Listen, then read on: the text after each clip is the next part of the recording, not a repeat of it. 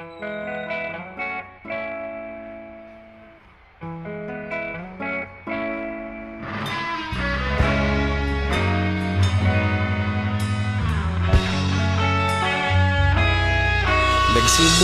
ang lahat sa eskwela, nagsama-samang 12 sa kalokohan at sa tuksuhan, hindi maawat sa isa't isa. Madalas ang standby sa cafeteria, isang barkada na kay saya. Laging may hawak-hawak na gitara, konting udyok lamang kakanta na. Kay simple lamang ng buhay nun, walang mabibigat na suliranin. Problema lamang laging kulang ang datong. Sana napunta ang panahon? Sana nga ba? Sana nga ba? Sana napunta ang panahon? Sana nga ba? Sana nga ba? Sana napunta ang panahon? Sa unang ligaw kayo'y magkasama, magkasabwat sa pambobola.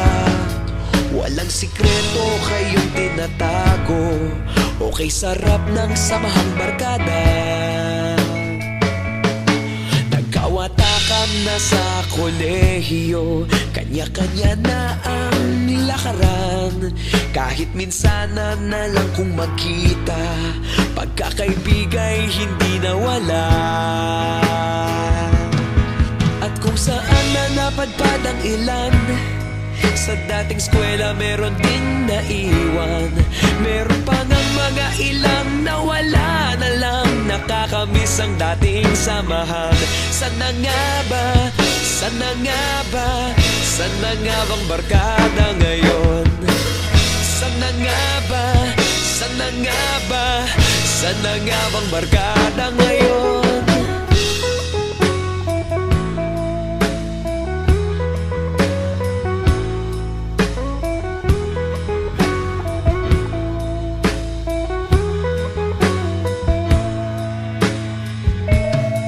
Ilang taon din ang nakalipas, wala pa sa aming tatay na nagsusumikap upang yumaman at guminhawang kinabukasan. Paminsan-minsan kami nagkikita, mga naiwan at natira. At gaya nung araw namin sa eskwela, pag magkasama'y nagwawala. Napakahirap malimutan ang saya ng aming samahan.